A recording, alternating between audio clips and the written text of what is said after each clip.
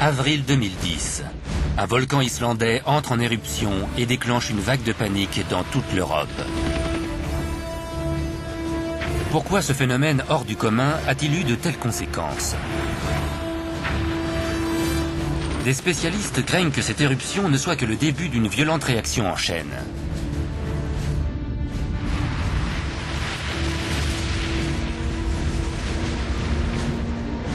Le Katla, un volcan voisin de l'Eyjafjallajökull, pourrait faire une démonstration de sa terrible force. Le Katla est une créature puissante.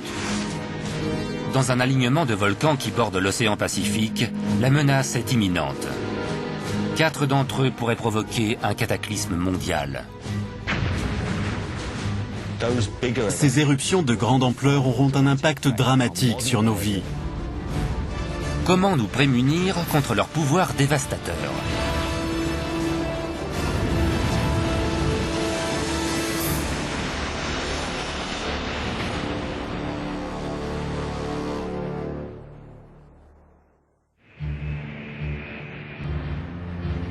« 14 avril 2010. Les avions sont cloués au sol et les aéroports fermés. Des millions de passagers attendent. Cette éruption a coûté 2,5 milliards d'euros aux compagnies aériennes.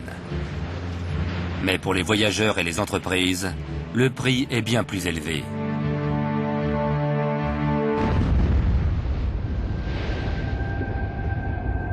L'éruption de l'Eyjafjallajökull marque le début d'un phénomène plus impressionnant. Si un petit volcan comme celui-ci peut provoquer un tel chaos, que se passerait-il si un volcan plus gros entrait en éruption? L'Eyjafjallajökull est situé tout près du Katla, un volcan 5 fois plus imposant. Les scientifiques surveillent son activité de très près. Depuis 1000 ans, chaque éruption de l'Eyjafjallajökull a réveillé le Katla.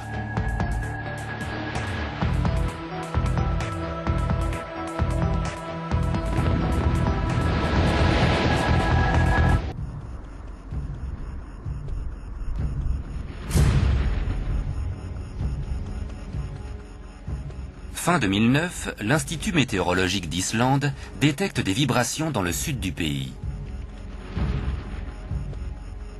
Ces mini-séismes proviennent d'un volcan de 1500 mètres de haut, caché sous un glacier. Son nom, Eyjafjallajökull, ce qui signifie « glacier des montagnes des îles ». Cette activité sismique indiquait que du magma, de la roche en fusion, remontait lentement de la croûte terrestre vers la chambre du volcan où elle s'accumulait.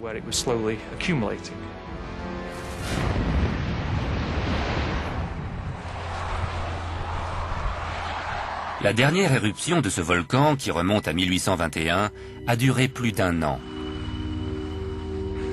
Depuis, il est resté inactif sous une couche de glace de 200 mètres d'épaisseur. À ce moment-là, tout indique qu'il se réveille. Nous avons noté plusieurs périodes d'agitation qui se traduisaient par une activité sismique plus importante.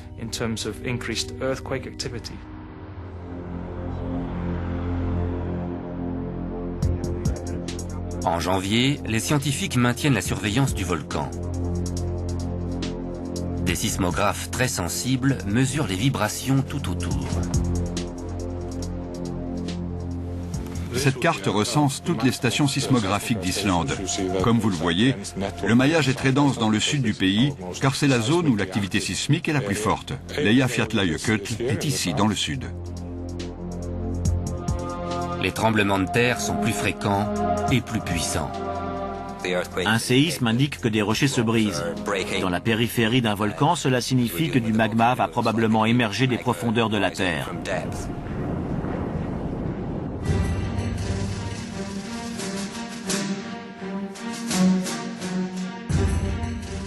En février, le GPS de l'Institut météorologique d'Islande montre que le niveau du sol est monté de 8 cm autour du volcan. La chambre magmatique du volcan est remplie de roches en fusion qui va bientôt jaillir.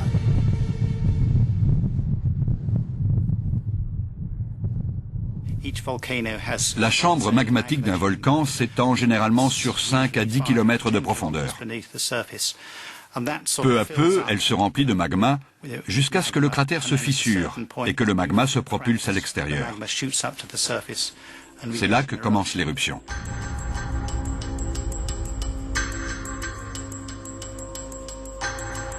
En mars, les tremblements de terre s'enchaînent. Au début, il s'en produit des dizaines par jour, puis des centaines, et enfin un millier. Le magma approche de la surface.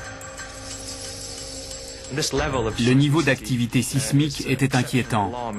L'éruption était imminente, cela ne faisait aucun doute. Les scientifiques de l'Institut météorologique se relayent pour surveiller le volcan 24 heures sur 24.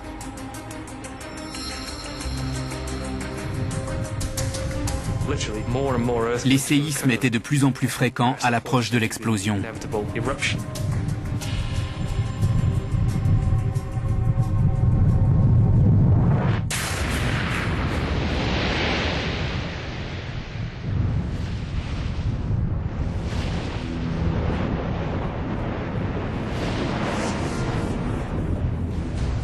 Samedi 20 mars 2010, entre 10h30 et 11h30, l'Eyjafjallajökull entre en éruption.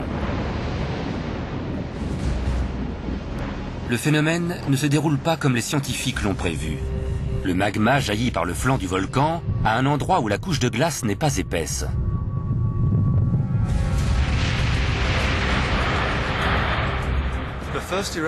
La première éruption était très légère. C'était un beau spectacle. Des touristes sont venus l'admirer. J'ai même vu des hélicoptères la survoler. Pendant 2 ou 3 semaines, on a observé des fontaines de feu et des petites coulées de lave. C'était le calme avant la tempête. On aurait dû envisager que l'éruption pouvait devenir explosive. Mais personne n'est prêt pour ce qui va se produire.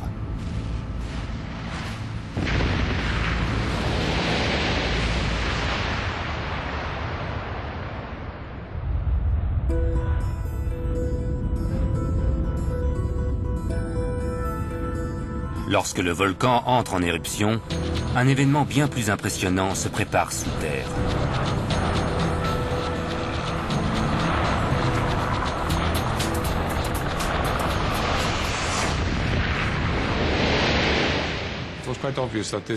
Nous avons compris que ça n'allait pas s'arrêter là. Au bout de 3 semaines, les flammes et la lave cessent de jaillir. Et peu après, une gigantesque explosion survient.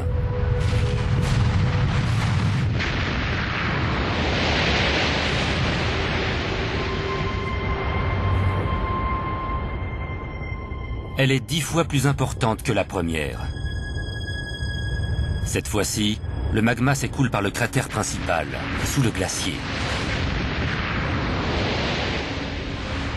L'association du feu et de la glace donne lieu à une éruption très violente. Lorsque la roche en fusion, dont la température est de 1000 degrés, entre en contact avec la glace, cela entraîne une réaction explosive. La glace fondue refroidit la lave si rapidement qu'elle éclate en un nuage de poussière épaisse qui contient des fragments de verre pouvant atteindre 1 mm.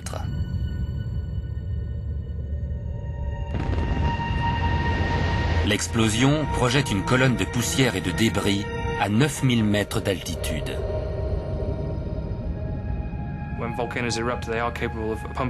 Lors d'une éruption, un volcan peut expulser de grosses quantités de matière, jusqu'à 750 tonnes par seconde.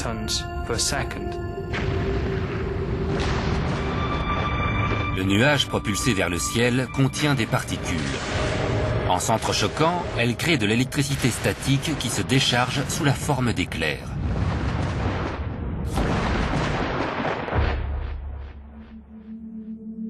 Des rochers de glace atterrissent tout autour du volcan.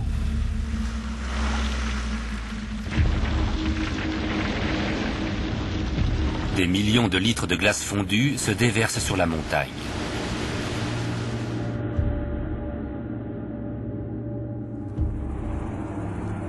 800 personnes doivent être évacuées.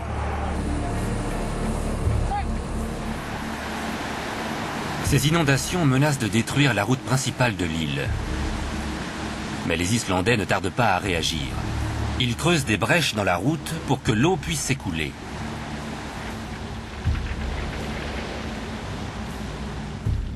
Des tonnes de cendres volcaniques se déposent aux alentours. Les cendres volcaniques sont dangereuses pour nous. Ces fines particules peuvent provoquer des crises chez les asthmatiques et les personnes souffrant d'emphysème. La haute teneur en fluor de ces cendres peut intoxiquer les animaux et contaminer les cultures. Le bétail est évacué.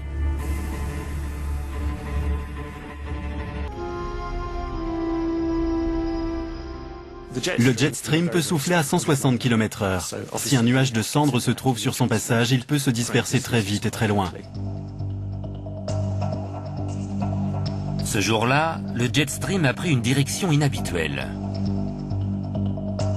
Normalement, ce courant ne reste jamais dans la même zone très longtemps. Pourtant, à partir du 14 avril, il a soufflé sans interruption du sud de l'Islande vers la Scandinavie et le Royaume-Uni. Le jet stream est resté stable. Il a soufflé au-dessus de l'Islande continuellement, balayant les cendres vers le sud et le sud-est. C'est certainement le paramètre le plus surprenant de cette éruption.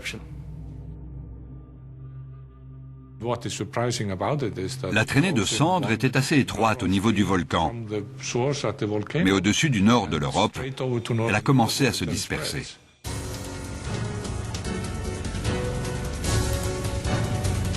Chaque jour, 28 000 avions traversent l'espace aérien européen. Ce nuage contenant des particules de verre représente un réel danger pour les appareils. Elles sont si petites qu'elles sont indétectables à l'œil nu et au radar. Une heure après l'annonce d'une éruption, nous disposons déjà d'informations sur la position du panache et la direction qu'il va prendre. Les autorités de régulation peuvent donc décider de la procédure à suivre. En quelques minutes, le trafic aérien est dévié. Quelques heures après la diffusion de l'avertissement, les avions sont cloués au sol.